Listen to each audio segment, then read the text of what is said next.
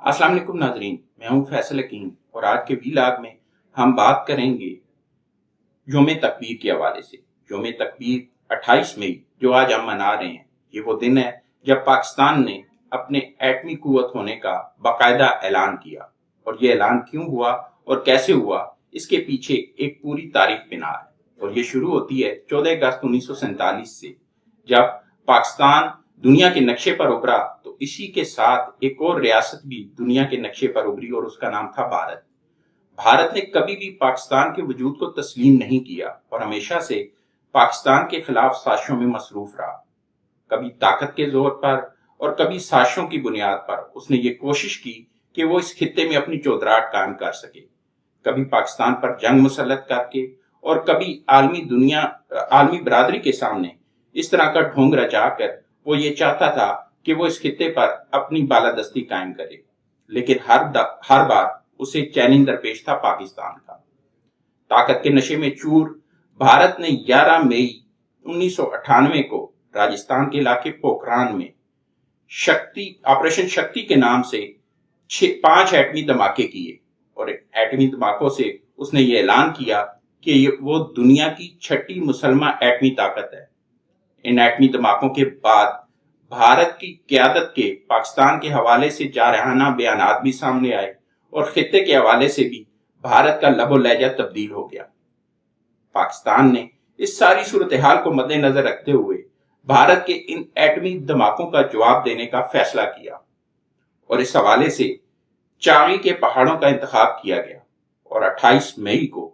پاکستان کی حکومت، سائنسدانوں اور عسکری قیادت کے اس فیصلے کو عملی جامہ پہنایا گیا۔ جب چاغی کے پہاڑوں کے نیچے یہ ایٹمی دھماکے کیے گئے تو نہ صرف چاغی کے پہاڑوں کا رنگ تبدیل ہوا، بلکہ دنیا میں جو زمین پر ارتعاش پیدا ہوا، اس بات کا اعلان کیا گیا کہ پاکستان ناقابل تسخیر ہے۔ پاکستان کے ناقابل تسخیر ہونے سے کا اعلان نہ صرف پاکستان کے لیے بلکہ پوری امت مسلمہ کے لیے ایک بڑی خبر تھی۔ اس خبر نے واضح کر دیا کہ پاکستان اپنی خود مختاری پر کوئی سمجھوتہ نہیں کرے گا، اور پاکستان کے خلاف کسی بھی جارحیت کا انجام عبرتناک ہوگا۔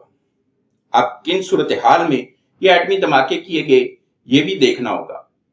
بھارت نے جب ایٹمی دھماکے کیے اور پاکستان کے خلاف بیانات دینا شروع کیے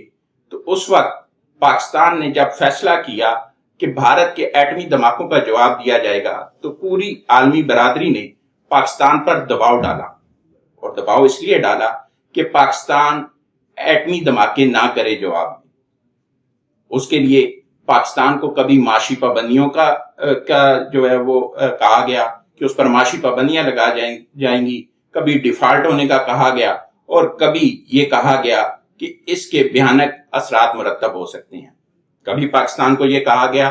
کہ اگر وہ ایٹمی دھماکے نہ کرے تو اسے $5 ارب مہیا کیے جا سکتے ہیں۔ امریکہ سمیت پوری مغربی دنیا پاکستان کے ایٹمی دھماکوں کے خلاف تھی، لیکن وہ ایک ٹرم جو گزشتہ چند سالوں میں نکلی ہے نا، ایبسولوٹلی ناٹ، اصل میں ایبسولوٹلی ناٹ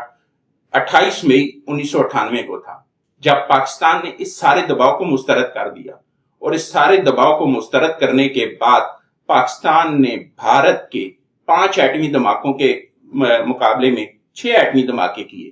اور نہ صرف دنیا کی 7ویں بلکہ امت مسلمہ کی پہلی ایٹمی طاقت ہونے کا باقاعدہ اعلان کیا۔ اب ایٹمی طاقت ہونے کا اعلان تو ہو گیا، لیکن یہ سفر 28 مئی 1998 کو ختم نہیں ہوا، بلکہ یہاں سے شروع ہوتا ہے ایک نیا سفر، ایک نئی دوڑ، ایک نئی زندگی کا آغاز۔ وہ دوڑ ایک پائیدار اور ناقابل شکست ڈیلیوری سسٹم کی دوڑ ہے،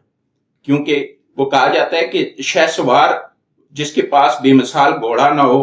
چاہے وہ کتنا ہی بہادر ہو، وہ اپنی شجاعت کے جھنڈے نہیں گاڑ سکتا میدان جنگ میں جب تک اس کا گھوڑا اس کا ساتھ نہ دے۔ اسی کو مد نظر رکھتے ہوئے پاکستان نے نیوکلیر پروگرام میں بھارت سے زیادہ مہلک ہتھیار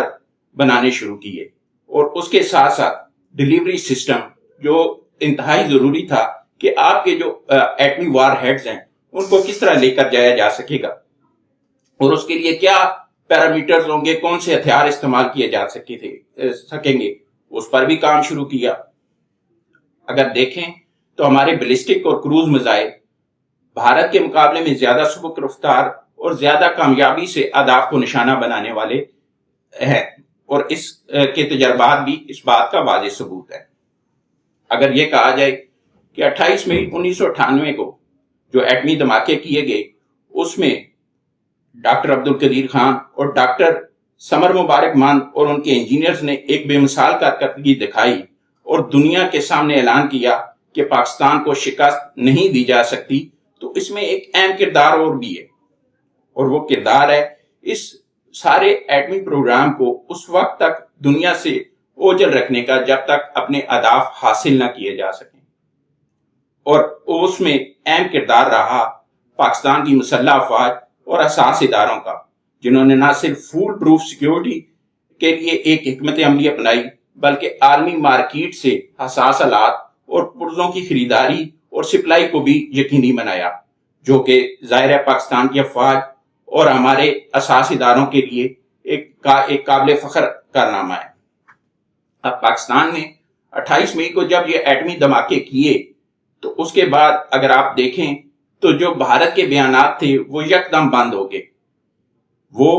جو 11 مئی 1998 کو پاکستان کے خلاف جارحانہ عزائم کا اعلان کر رہے تھے، وہ جو اکھنڈ بھارت کی بات کر رہے تھے، وہ جو پاکستان پر قبضے کے خواب دیکھ رہے تھے، وہ جو یہ کہہ رہے تھے کہ اب بھارت کے علاوہ اس خطے میں کوئی نظر نہیں آئے گا، یکدم ان کی جو ساری باتیں تھیں ان کو چپ لگ گئی، اور اس کے بعد دنیا نے بھی دیکھا کہ پاکستان نے یہ سفر جو شروع کیا ہے اس سفر کو کامیابی کے ساتھ آگے جاری رکھا۔